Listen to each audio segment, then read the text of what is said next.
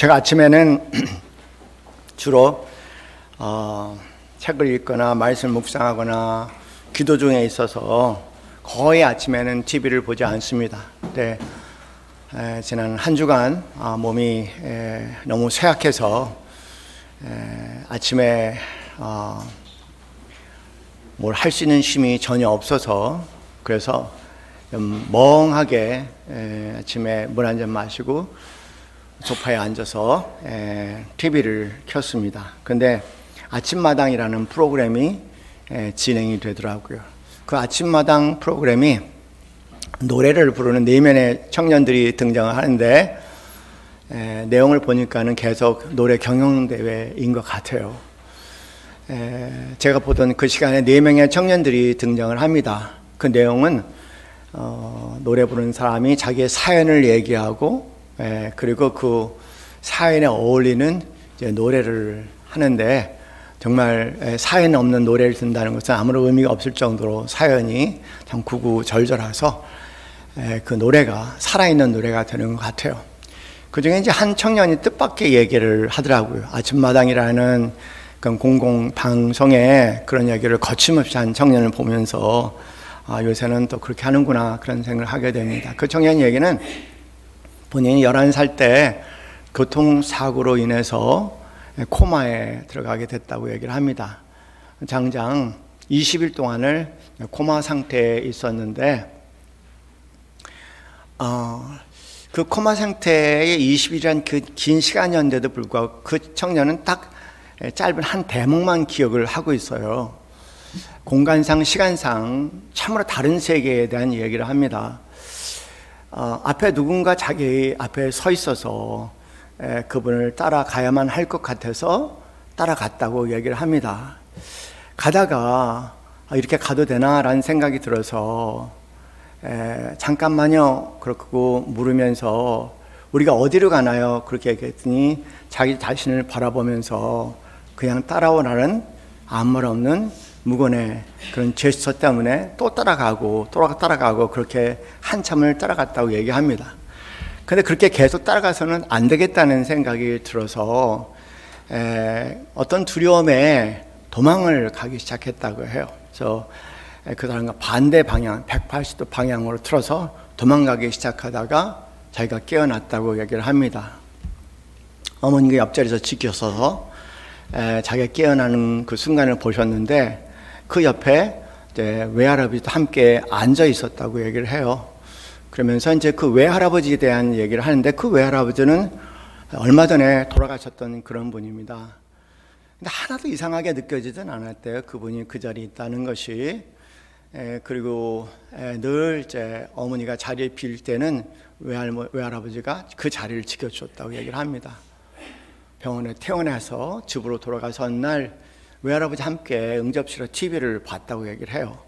근데 어머니가 중얼거리는 얘기를 듣고 너 누구하고 얘기하냐라고 들어와서 말을 거셨답니다. 그래서 옆에 있는 할아버지 무릎을 치면서 여기요, 그런데 그것이 그냥 소파가 됐더라는 겁니다. 그 이후에 외할아버지는 한 번도 나타난 적이 없다, 그렇게 얘기를 하면서 내가 지금 이렇게 생명을 유지하고 있는 것은 바로 그 외할아버지 덕분이 아닐까, 그렇게 생각해서 자기가 갈고 닦은 이 노래를 그 외할아버지에게 바치는 그런 노래로 부르겠습니다 라고 얘기하면서 그 사연을 이야기합니다. 20일이라는 시간이 그 친구에는 없어진 시간대예요. 그리고 내용이라고 얘기한 것은 아무 말 없는 짧은 그런 내용입니다. 그 공간은 도대체 어떤 공간일까? 분명히 그 우리가 알고 있는 일상의 공간하고는 전혀 다른 공간 상태는 분명한 것 같아요. 그 얘기를 들었을 때 제가 병상에서 경험했던 그 경험의 생각들이 다시 일어났습니다. 아주 생생하게 다시 기억이 났습니다. 제 기억으로는 그렇게 두려운 감동은 아니고요, 너무 좋았어요. 황홀할 정도로 아주 은은한 황홀함 속에, 기쁨과 평안 속에 나아가고 있었습니다. 그러다가 제가 좋아서 계속 쫓아갔죠. 그러다가 갑자기 깨어나게 됐습니다. 그 깨어나면 너무나 큰 아쉬움이에요. 왜 깨어났을까? 그냥 계속 갔으면 좋았을걸. 아마 제가 깨어난 이유가 있는 것 같아요.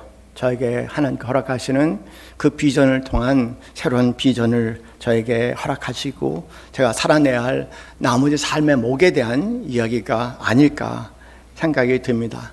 그래서 저한테 굉장히 큰 감동으로 온 것은요, 그 청년은 두려워서 도망을 갔다고 얘기하는데 저는 가지 못해서 아쉬움이 너무 컸던 거예요. 너무나 아쉬운 거예요. 참 뭔지도 모르고 내가 어느 날 예수님을 믿었는데, 그냥 어느 날 뭔지도 모르고 예수님을 믿게 되고, 그리고 요한복음 20장 말씀처럼 영생은 곧 유일하신 하나님과 그 보내신 자 예수 그리스도를 아는 것이다. 이해할 수 없는 한마디에 아무것도 이해 없는 상태에서 내가 그 예수님을 믿겠습니다라고 고백을 했는데, 그게 너무 귀하고 귀한 것이었구나. 참으로 오래된 얘기죠. 수십 년 된 얘기입니다. 다시 한번 생각하면서 참 귀하고 귀하다. 근데 그 친구 한 얘기하고 저 사이에 또 그런 차이점이 있다고 얘기한다면 공통점이 있어요. 뭐냐면 시간과 공간에 대한 개념이 저도 완전히 달라졌다는 겁니다. 뭔지 모르게 우리가 모르는 공간과 시간의 세계들이 존재하는구나라는 것을 다시 한번 생생하게 생각해 볼 수 있었던 거죠. 오늘 본문의 말씀에 당연히 사도 바울도 거의 유사한 경험을 했습니다.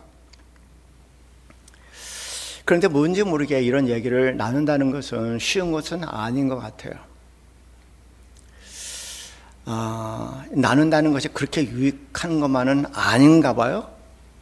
그래서 무익하나마 그렇게 할 수 없어서 부득불 이야기를 하게 되는데, 내가 경험한 환상과 그리고 계시를 말하겠다라고 아주 주저하는 마음에 이야기를 하게 됩니다. 제 병상을 돌아보면서 이 말이 이해가 돼요. 제가 제 병상의 경험에 대해서 자세히 이야기하지 않는 몇 가지 이유가 있습니다. 첫째는 뭐냐면 만에 하나라도 이것이 오해를 낳을 것. 또 더군다나 제가 소속되어 있는 교단이 굉장히 보수적인 교단이기 때문에 방언도 금할 수 있는 금하는 교단인데, 이런 제 직접적인 그런 경험을 얘기한다는 것은 많은 오해를 낳을 수가 있습니다. 불필요한. 그래서 두려운 마음이 있기 때문에 아주 주저하죠.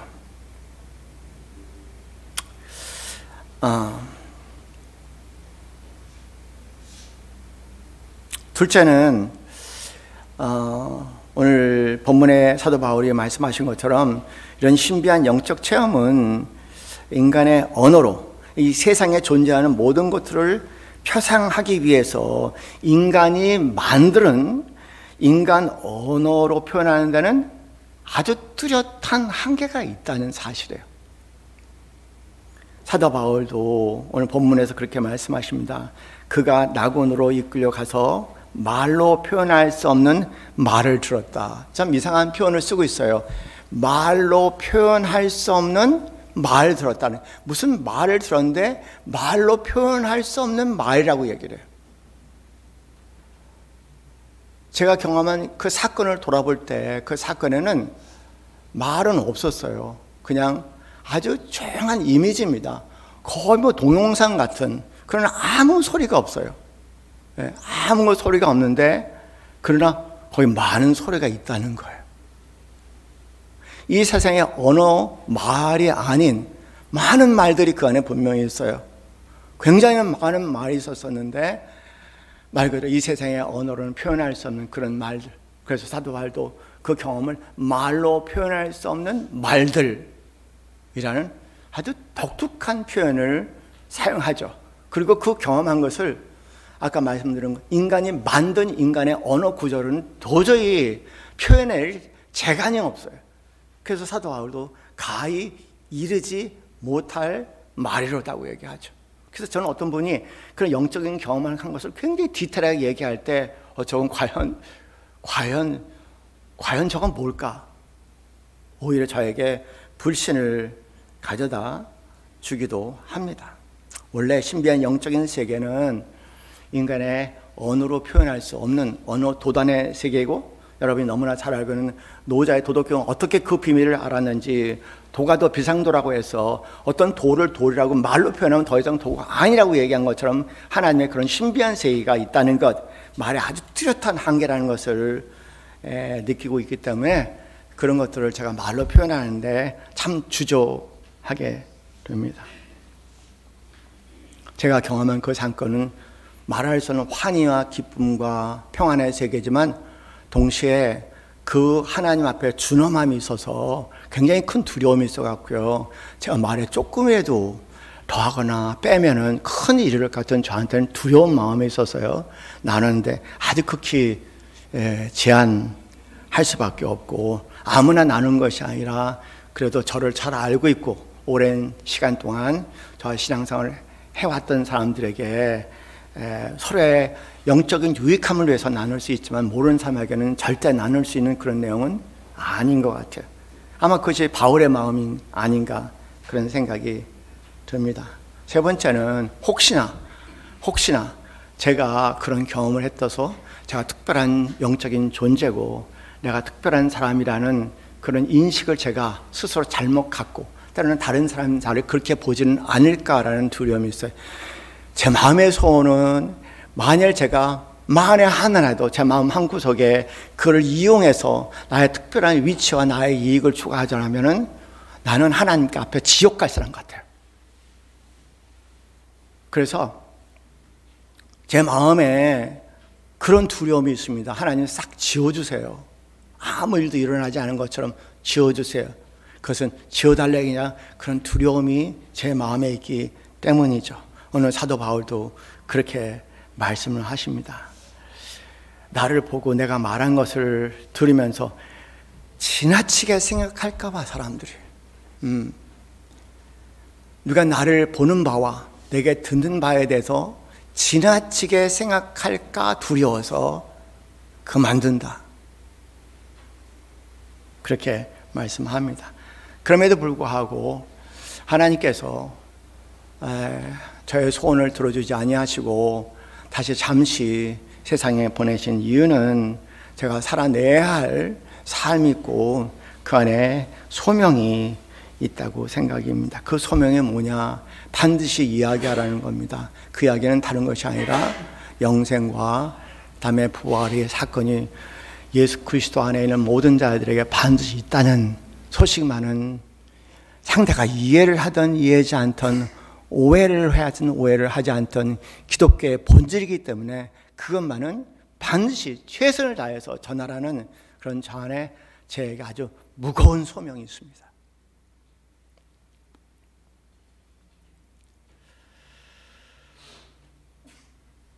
사도 바울도 그렇고 제 자신도 그렇고 그런 영적인 세계에 들어간다는 것은 우리가 익숙한 이런 시간과 공간의 개념들이 다 무너지는 것 같아요. 아직도 이 자리에 있지만 그 성도님뿐만 아니라 제가 만났던 많은 성도님 가운데 그래요. 좀 계속 그냥 휘저으면서 가라고 소리를 지르는 거예요. 그런데 같이 있는 사람들에게는 아무것도 안 보여요. 근데 그분에게 너무나 뚜렷하게 보이는 거예요. 가라고 막 소리 지르면서. 그래서 가라고 하지 말고 이렇게 하자. 우리 함께 나사렛 예수 그리스도 명함으로 당장 떠나라고 얘기하라.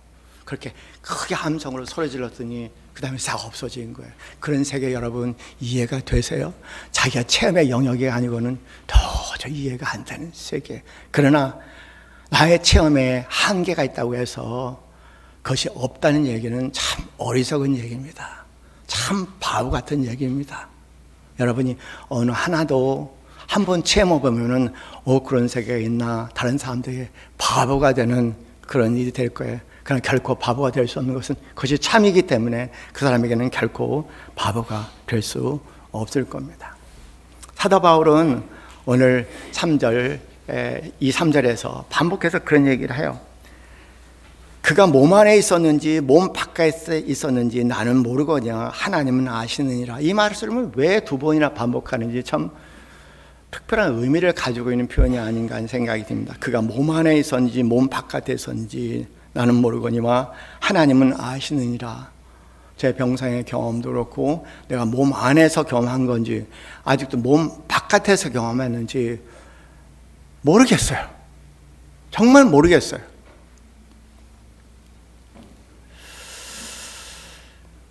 그 세계에 들어가면 우리가 익숙한 시간과 공간의 개념들이 다 무너지니까는 그 세계를 묘사할 수 있는 시간과 공간에 대한 새로운 개념들이 형성되지 않은 한 우리가 알고 있는 이런 공간과 시간의 개념 안에서는 도저히 그 세계는 담아낼 수 없는 하나의 신비의 세계다.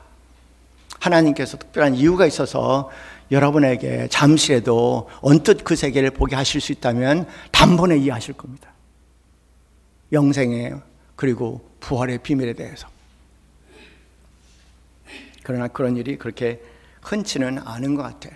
제일 중요한 것은요, 흔히 물리학에 고전 물리학이라는 것이 있고 양자 물리학이라고 했는데 양자 물리학은 아주 쉬워요. 세상에 양자 물리학처럼 쉬운 것이 없어요. 이해만 하면 다 이해가 돼요. 고전 물리학은요 어려워요. 왜냐하면 공식이 많아. 연력학 제1법칙, 연력학 제2법칙, 연력학 제3법칙을 다 암송해야 되고 그걸 적용할 수 있어야지 고전 물리학은 이해가 되는데요, 양자 물리학은 아무 공식을 안 해도 돼요. 이해만 하면 양자 물리학은 그대로 우리 일상이 될 수가 있는 겁니다. 그런데 왜 양자 물리학을 그렇게 어려워할까? 왜냐하면 우리의 이미 가지고 있는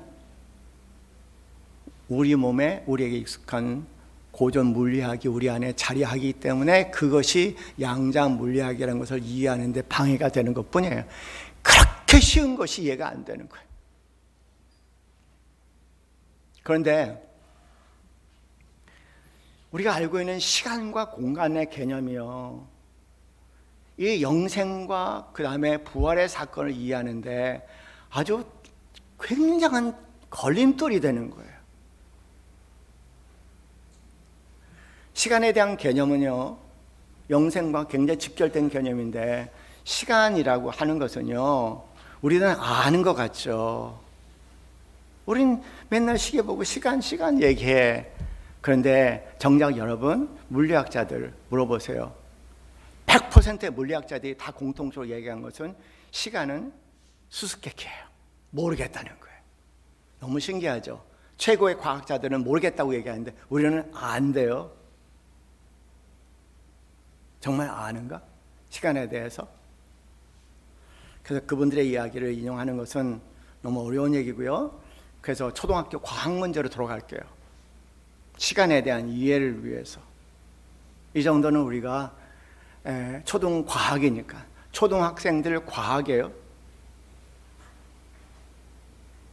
대개 시간에 대한 개념을 이해하지 못하는 건 초등학교 과학 수준 아직 못 넘었다라는 얘기를 밖에는 안 돼요. 그래서 제가 몇 가지 여러분에게 수학 문제를, 물리 문제를 소개해 드릴게요. 초등학교 문제. 초등학교 과학 교과서에 나온 문제예요. 첫째, 거리라는 것이 있어요. 속력이라는 것이 있죠. 그리고 시간이라는 것은 서로 맞물린 관계라는 거야. 시간이 따로 존재하지 않는다는 얘기예요. 거리라는 것이 있고 속력이라는 것 있고 시간이라는 서로 맞물린 관계라고 얘기를 합니다. 초등학교 교과서예요. 예를 들어서 시간당 5km의 속력으로, 시간당 5km의 속력이야. 속력으로 2시간을 갔다면 거리는 얼마가 될까요? 2, 5, 10 얼마예요? 10km죠? 이상해요? 맞습니까? 분명합니까? 두 번째 질문이요.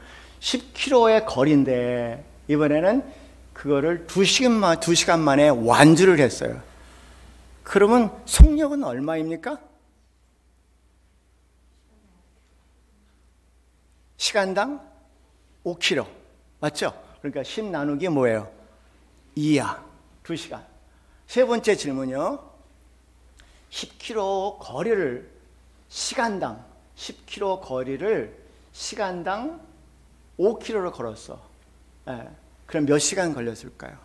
10km 거리를 시간당 5km를 걸었다는 거예요. 그럼 몇 시간 걸렸다고요? 2시간이요. 그러면 이런 공식이 성립이 되는 거예요. 거리는 속력 곱하기 시간이고 속력은 거리를 시간으로 나눈 거고 시간은 거리를 속력으로 나눈 거다. 맞습니까? 예. 그러니까 이 셋은 뗄래야 뗄 수 없는 관계예요. 시간을 따로 생각할 수가 없어요. 시간을 생각하면 속력을 생각해야 되고, 속력을 생각하면 공간이라는 거리를 생각해야 돼요. 근데 사람들은 대부분 보면은요, 초등 수준의 과학도 안 돼. 시간 생각하면 따로 시간을 생각하지, 그것이 거리와 어떤 속력과 관계에 있다는 생각을 아무도 못해요.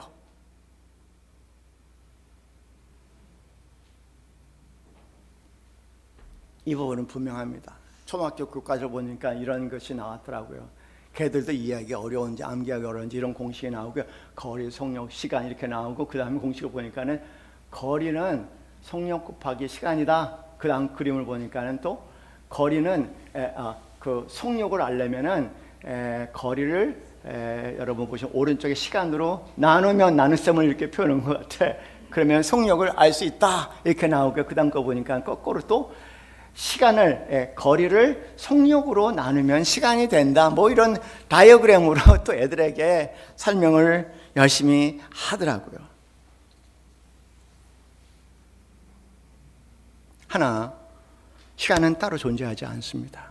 시간은 공간, 거리라는 공간이 있어야 되고요. 그리고 속력이란 이 세 가지가 맞물려서 시간이 존재해요. 우리가 알고 있는 시간이 그런 시간입니다. 한 가지 더 생각해 볼게요. 도대체 거리라는 게 뭘까? 거리라는 게 뭘까? 거리라는 것은요, 여러분 아시잖아요. 이동 거리야. 그러니까 한 물질이 그 한 물질이 주어진 시간 안에 움직인 이 거리, 이 공간, 이 공간이 이 거리라고 부르는 것이 되는 거죠. 그렇죠? 그렇죠? 아, 그렇구나. 그러니까 이런 얘기네. 공간과 시간과 속력은 다 맞물려 있어요.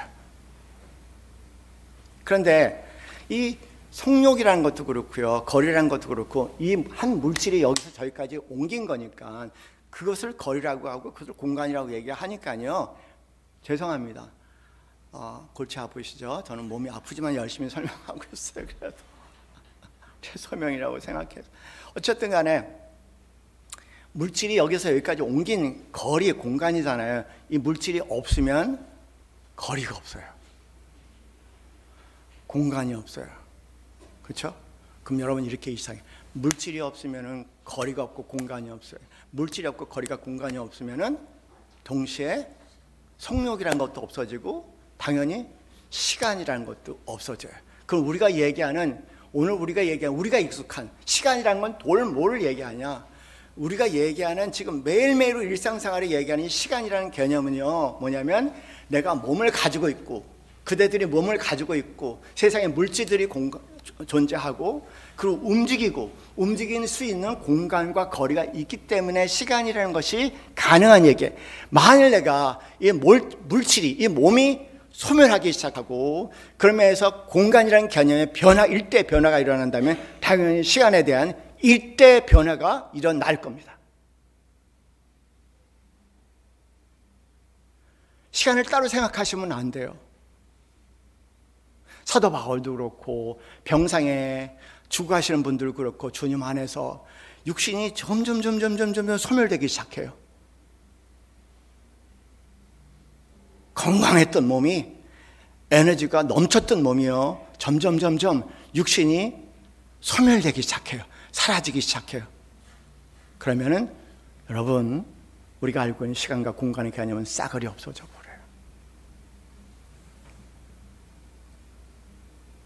그래서 사도 바울이 얘기, 내가 몸 안에 있었는지 몸 바깥에 있었는지 모르겠다. 저도 내가 몸 안에 있었는지 몸 바깥에 있었는지 모르겠다. 그 시간이 1000년인지 10분이든 모르겠고 20일이든지 1시간이든 모르겠다는 거예요. 그에겐 제가 역설적으로 말씀을 든다면 이렇게 말씀을 드릴 수 있을 거예요. 이 몸을 가지고 이런 공간을 움직이면서 여러분, 하나님께서 일방적으로 여러분에게, 일방적으로요, 하나님께서 일방적으로 하늘 문을 여시고 그 세계를 잠시라도 들여다볼 수 있는 은혜를 주시지 않는 한 이 땅에서 어떤 재간이라도, 영생이라든가 부활은 이해할 수 없는 세계입니다. 이 땅에 존재하는 모든 것을 표상하는 언어를 통해서 그 세계는 묘사해낼 수 없는 하나님만의 신비로운 세계라는 것입니다. 저 따라하세요. 잘 모르겠어요. 다시 말씀드릴게요. 저 따라하세요. 잘 모르겠어요. 영생에 대해서 잘 모르겠어요. 부활에 대해서 잘 모르겠어요. 그러나 분명히 알 거예요. 계속 따라하세요. 분명히 알 거예요. 내가 죽는 날 가까이 가면은 아주 선명하게 알기 시작할 겁니다. 그때 여러분 얼마나 감사할지 몰라요.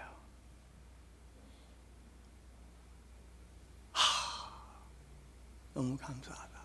너무 감사하다. 너무 다행이다. 천만 다행이다. 너무 감사합니다. 너무 감사합니다.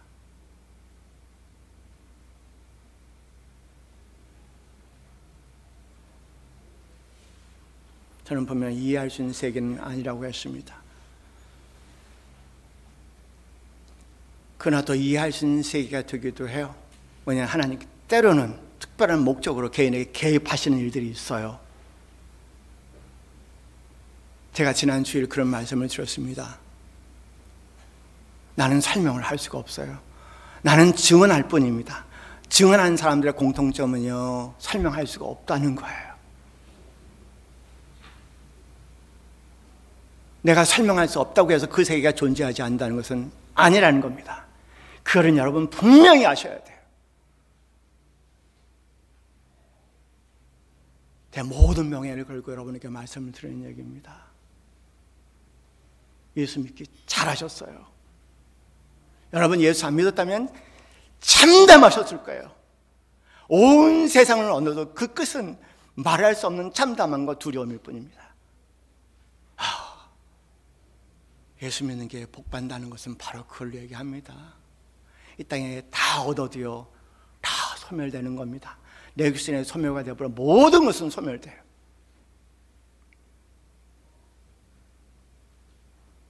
정말 예수 믿기 잘하신 거예요.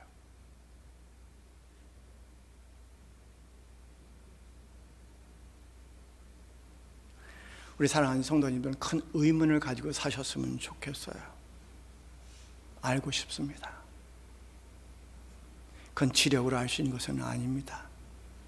하나님의 계시로, 일방적인 계시입니다. 그 계시로만 알 수 있는 것이고 누구도 여러분에게 설명할 수 없고 누구의 증언으로만 가능한 얘기입니다. 그것이 여러분의 삶이 되기를 주님의 이름으로 간절히 축원합니다.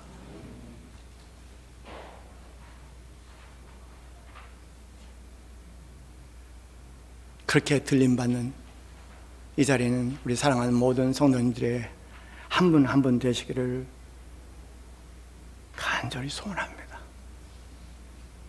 잘 오셨어요. 잘 믿었습니다. 예수님 정말 잘 믿었습니다. 그 하나로 늘 감사의 제물을 드릴 수 있습니다. 예수님 정말 잘 믿었습니다. 축하드립니다. 우리 함께 찬양합시다. 436장 나의 제 주님의 새 생명 얻음.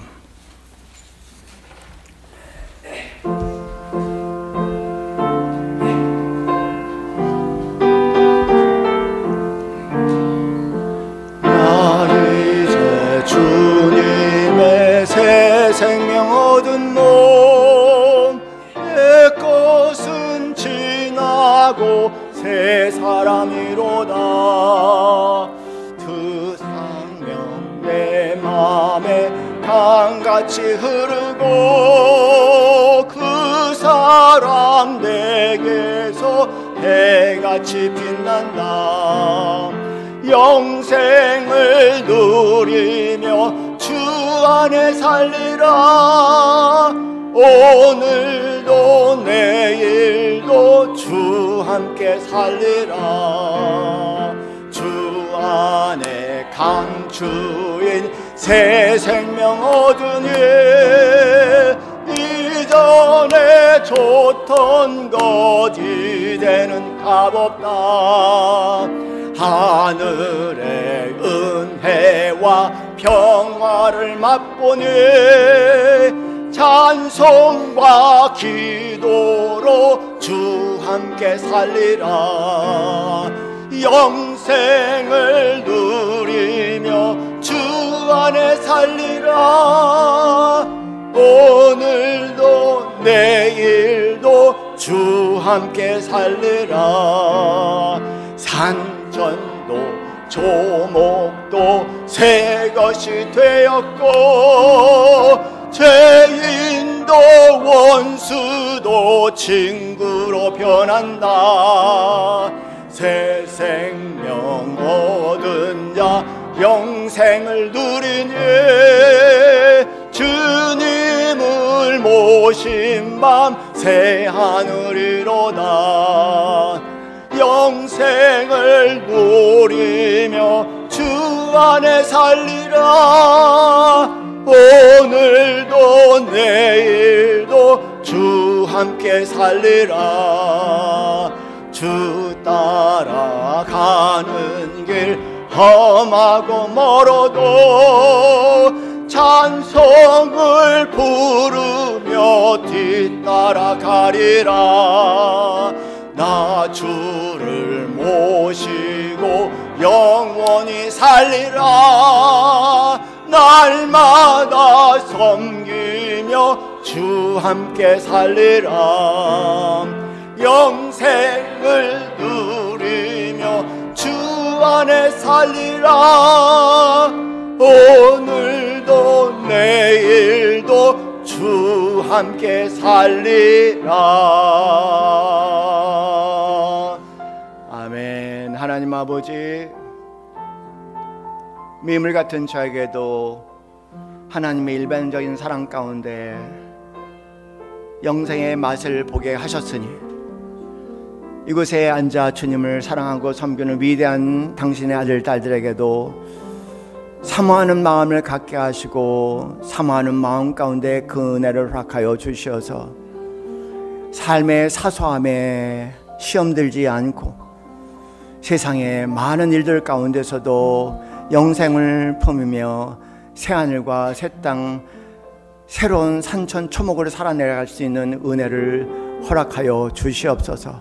주님 그 은혜를 허락하여 주실 때 모든 것이 제자리를 갖게 되고 그리고 질서를 잡게 되며 주님 안에서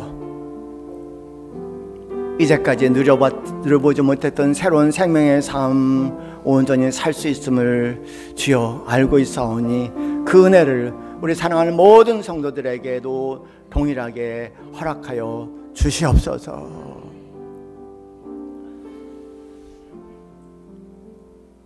이제는 우리 주 예수 그리스도의 그 크신 은혜와 하나님 아버지의 지극하신 사랑과 성령님의 교통교감하심이 영생을 사모하는 자의 하나님의 특별한 은혜를 사모하는 자 위에 지금부터 영원까지 함께 있기를 간절히 축원하옵나이다. 아멘.